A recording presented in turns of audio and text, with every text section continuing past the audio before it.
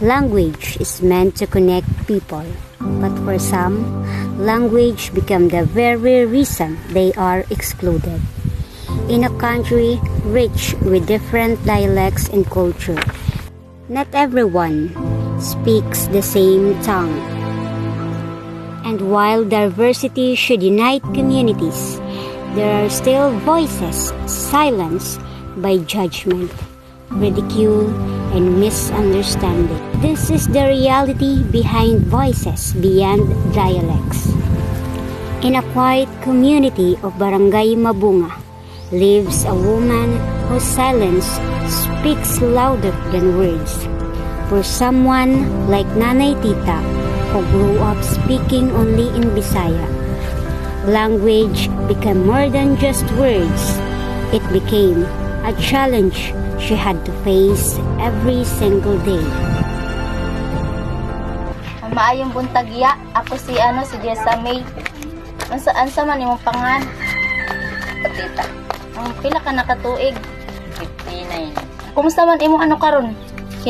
Hanap buhay or sa imong pamilya? Okay lang, bisag magkalisod. Makaraos man no, makaraos man. Gihapon. Uy, unsay kasagarang imong masinati kung maglisod kag sulti og Tagalog? Kulbaan. Makulbaan ka no, syempre makulbaan jud. Nasinatian na ba nimo nga gay katawan ka tungod sa imong punto o paagi sa pagsulti? Unsay gibati kung dili dayon ka masabtan sa ubang tao? Unsay gibati nimo? Siyempre, mauwaw. Mao jud. Siyempre murag masakitan ta no.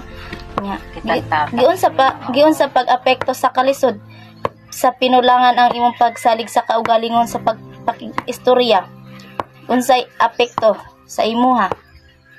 Sakitan. Masakitan ka no? Siyempre masakitan jud ka. Aduna ba higayon nga gipili na lang nimo ang paghilom kaysa mosulti? Ngano man? Para unsa? Di ko kasabot. Di na lang nimo, di na.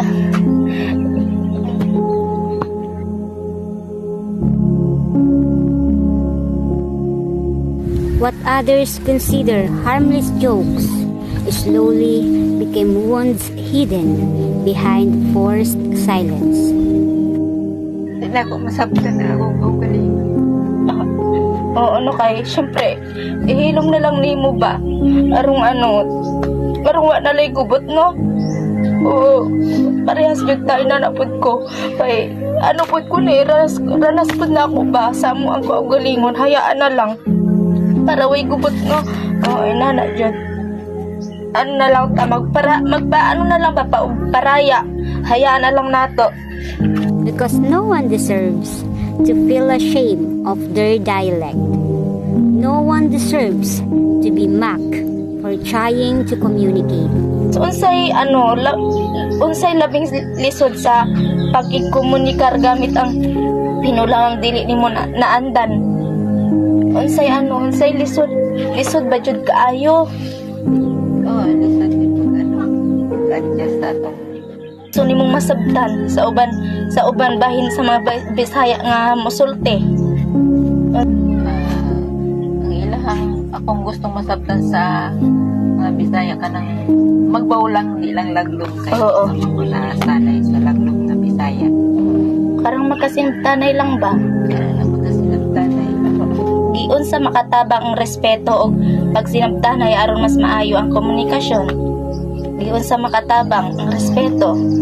Yung kanang inanang pagrespeto. Kanang murespeto ta sa ilaha. Tapos para respetuhon sa ta. O respetaray ba no? Respetaray arong ayos ang komunikasyon ba? Behind her quietness is a person trying to live peacefully despite the discrimination, despite the humiliation, and despite the loneliness of being misunderstood.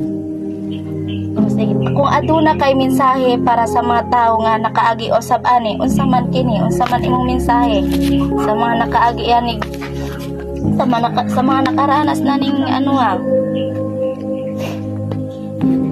para mga maglisod og sulti og Tagalog.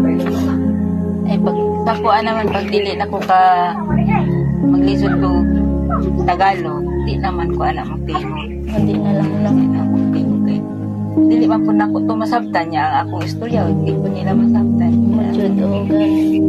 Di na lang po na ako igawas ang akong nasa kay. Oo. Kasi di po sila kasabot. Siyempre katawaan nila. And perhaps the most heartbreaking truth is this: the people who laugh may forget their words in an instant, but the person they laughed at may carry that silence for years. Communication is not measured by perfect pronunciation. It is measured by empathy, by patience, and by the courage to listen beyond accents and dialects. For every Filipino voice, Bisaya, Tagalog, or otherwise, deserves not only to be heard, but to be understood.